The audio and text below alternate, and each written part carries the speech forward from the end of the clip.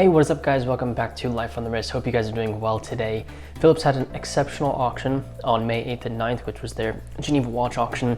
There were some really fabulous watches that were sold in this auction, and it was really exciting to be back in auction season. Phillips took place on the 8th and 9th, and then on the 10th was Christie's, and I've already covered some of my favorite picks and the results from the Christie's watch auction. But I thought I would kind of go back in time and just go over some of my favorite lots and the results they fetched for the Phillips watch auction. I think it is to be said, Phillips had an absolutely phenomenal auction. I think they sold every single piece. Every single piece was sold, and I think they achieved 98% of their estimates, which is an incredible result, especially post-pandemic, coming out of a recession. This is a really fabulous result for Phillips, but also for watch auctions in general. It was pretty cool to see the Phillips watch auction and then watch Christie's, because it really shows you the two different feels from two, Phillips and Christie's are exceptional auction houses, and they definitely had different feels for how they went about running their two auctions. So I'm going to talk about exactly 4 lots. I know in our predictions and our initial thoughts video, we went over a lot more watches, but I thought I would just talk about 4 which are sort of significant to me and important to me. So the first one I wanted to talk about was lot number 29. This was an Audemars Piguet Royal Oak. It's a stainless steel limited edition perpetual calendar with a Tuscan dial. It comes with a bracelet, presentation box, and winding box. The reason why I chose this specific lot is that Audemars Piguet played a huge part in this auction. There were a lot of Royal Oaks that were auctioned off, so I thought I would talk about one. I really love this one. It's the reference 25686 SP. It's a really beautiful watch with a beautiful blue dial. Perpetual calendars and Audemars Piguet Royal Oaks are obviously extremely beautiful. When you turn it over, you've got a really beautiful movement that's staring back at you. It was manufactured in 1994, 39 millimeters. It's like your quintessential Royal Oak. It was estimated to go between 60 and 120,000 Swiss francs. It ended up going for 189,000 Swiss francs, so well above the upper estimate. And this was just one of the Royal Oaks that was sold at this auction and broke through that upper estimate. I think it shows the robustness, one, of steel sports watches, of Audemars Piguet Royal Oaks, but also I think it's significant that auction houses used to be all about classic watches, not really a sports watch. Sports watches really didn't play a massive role, but obviously within the last couple of years, it's really become really popular. I will say, the one thing I don't like about this watch is the fact that Audemars Piguet and automatic is written by the moon phase. I think it just throws out the dial, but I don't really know where else you're going to put it on this watch, so that's just my kind of a personal note for me. The next lot I wanted to talk about is lot number 70. This was the Patek Philippe reference 5950R. This is a limited to 15 pieces pink gold split second chronograph with a pink dial. Comes box papers, all of it. It was manufactured in 2016. It's a 36.5 millimeter watch, but it kind of has this sort of cushion form case. It's not square, it's not circular. It's a really beautiful pink gold case. The reason why I picked this specific watch is the chronograph complication is one of my favorites. Split second chronographs are even more challenging to manufacture, and I think Patek Philippe obviously executed this with perfection. It's got really beautiful applied Piguet numbers, and it has two sub-dials, one for the seconds, one for the chronograph seconds, or I guess chronograph minutes that it's tracking. The reason why I picked this, 1, it's a chronograph, 2, it's a limited edition Patek Philippe, and an absolutely beautiful execution of it. I think this is like the perfect chronograph for me, at least right now. It was estimated to go between 200 and 400,000 Swiss francs. It ended up going for 390,600 Swiss francs. So within estimates, but definitely towards that upper limit. And I think this one as well showed how desirable this specific watch is. I really love the movement of this, the beautiful hand finished hand finished parts. It's just, you see different angles when you just stare at this movement. You see all these different curves. It's something to behold. So another really fabulous lot. The next watch I wanted to talk about was lot number 160. This was a really crazy lot. This was the reference 570.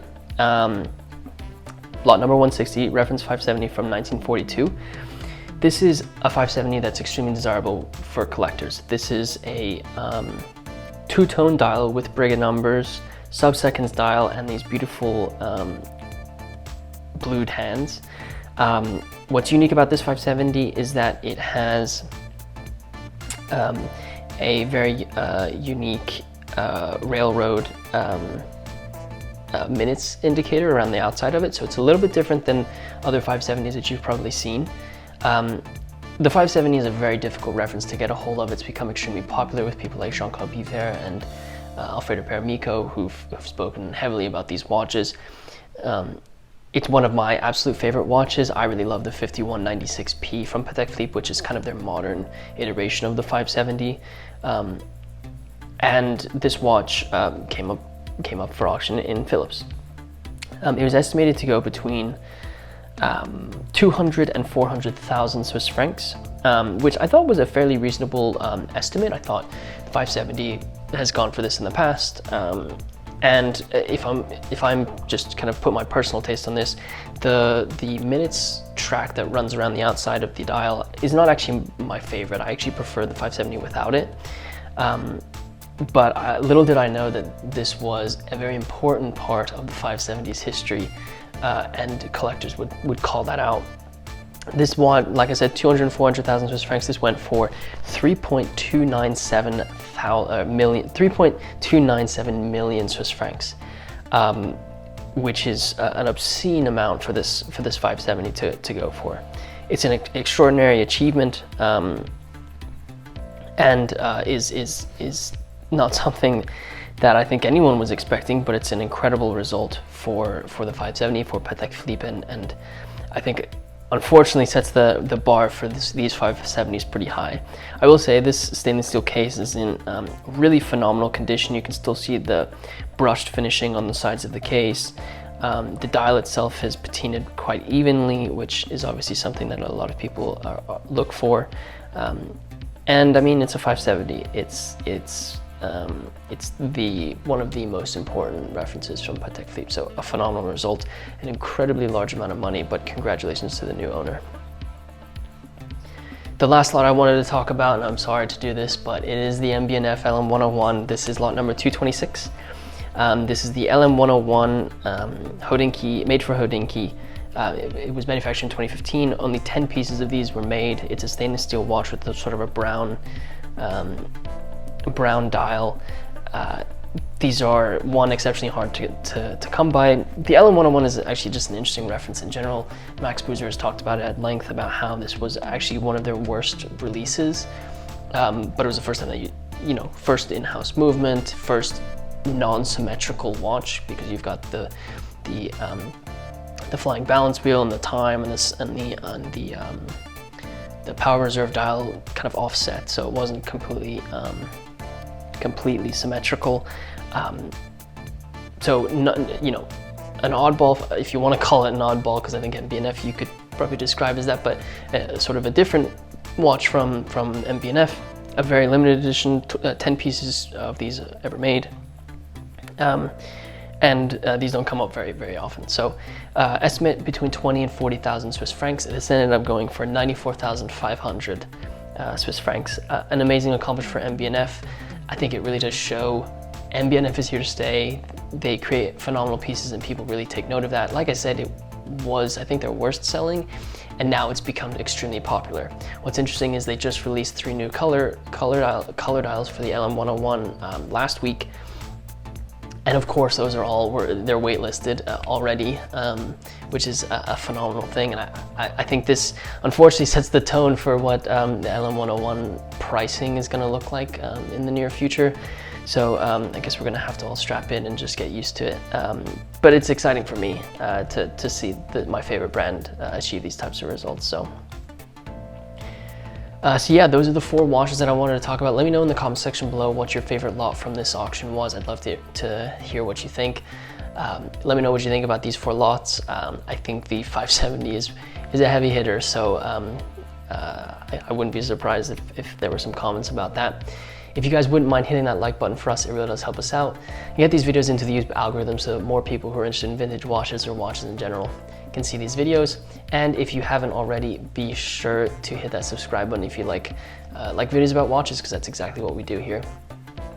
And with that said, guys, thank you so much for watching, and until next time.